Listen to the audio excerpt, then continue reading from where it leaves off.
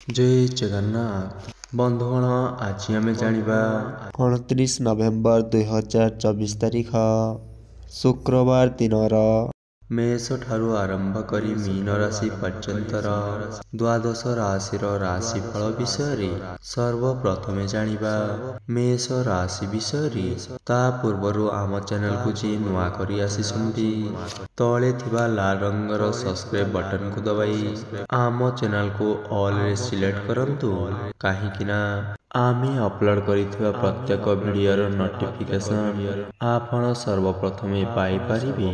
तो प्रथमे जानिबा मेष राशि विषय मेष राशि आज एकादश भाव शनि सह चंद्रंक संयोग राशाधिप मंगलंक निचत्व कारण शारीरिक एवं मानसिक स्वास्थ्य भल रहिबो नाही। बंधुंक स्मृतिचारणा एवं आनुष्ठानिक काम सकाशे आज आपण उत्साहित रहिबे किंतु पारिवारिक कलह लोक संपर्क दिगरु व्यतिक्रमर सामना करिबे। सरकारी स्तररु साहाय्य असह्य होई पारंती। वृष राशि कर्म क्षेत्र रे समस्या मध्य गति कले किछि असुविधा हेब नाही। नूतन योजना पाई परिवार रु पूर्ण सहयोग पाइबे। निसहाय व्यक्ति को साहाय्य करने को जाई आत्मसंतोष लाभ करि पारंती।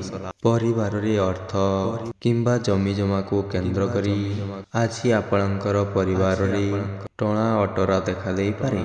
मिथुन राशि नूतन कर्मारंभ रे अर्थ संकट काम को अटकाई रखिबार आशंका रही। लुचि रहिथिबा मनर दुख को बंधुंक सम्मुखरे कहि अस्वस्थि लाभ करिबे। कर्म संस्थान पाई मन बळिबो एवं बंधुंक द्वारा दिग्दर्शन पाइबे। व्यवसाय वाणिज्य एवं परिवहन क्षेत्र में उच्च फल प्राप्ति होई पारे। कर्कट राशि अभाव एवं समस्या लागी रहिथिले मध्य कौनसी काम अटकी रहिबो नाही। बंधुंक प्रतिश्रुति पाई दिनरु मौली जाइथिबा आशा पुणी कौली उठिबो। निज परिसर व्यक्ति विशेष चिंतार कारण होई पारंती। कर्म क्षेत्र रे सहकर्मी फायदा उठाया पई आज चेष्टा करि पारंती। सिंह राशि निज परिसर व्यक्ति द्वारा सामाजिक स्तर रे सम्मान लाभ करिबे। बंधुंक साहाय्य रे अर्थ संकट दूरेई जिवो। संतानक समस्या सहजरे समाधान होई जिवो। आनुष्ठानिक धार्मिक कार्य रे शामिल हेबे। पड़ोसीक घरे कथरे मुंड पुराइले अपमानित हेबाकू पड़िबार आशंका रही अछि।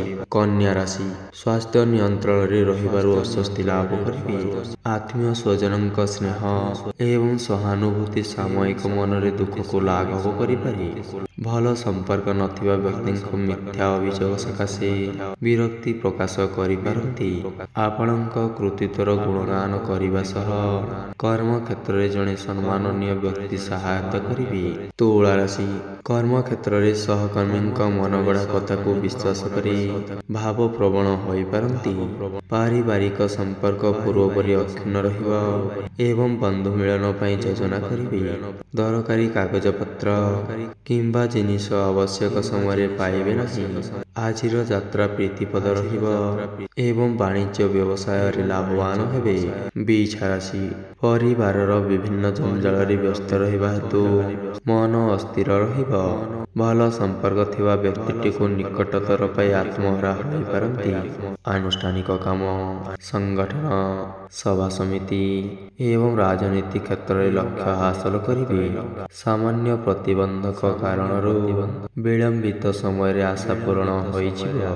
धनु राशि मानसिक अवसाद जोगु कौनसी काम उत्साहप्रद हेबो नाही। स्वास्थ्य समस्या एवं काम रे प्रतिबंधक दुश्चिंता को बढ़ाई देबो। साहित्य सांबादिकता प्रशासन एवं प्रकाशन क्षेत्र रे समस्यार समाधान करिबारे सफल हेबे। वाणिज्य नूतन बंधु संपर्क एवं आलोचना क्षेत्र रे सफलता हासिल करिबे।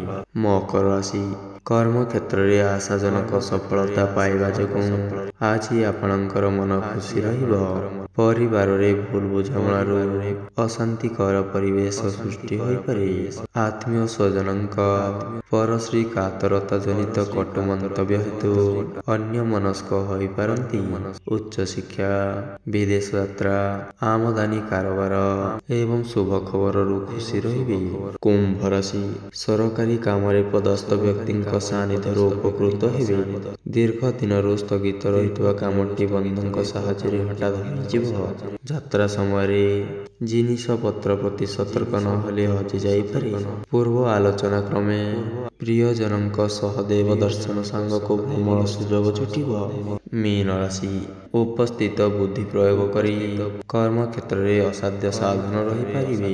ପ୍ରଶାସନିକ ସ୍ତରରେ ସମସ୍ୟା ସମାଧାନରେ ରାସ୍ତା ଖୋଜି ବାହାର କରିବାରେ ସମର୍ଥ ହେବେ।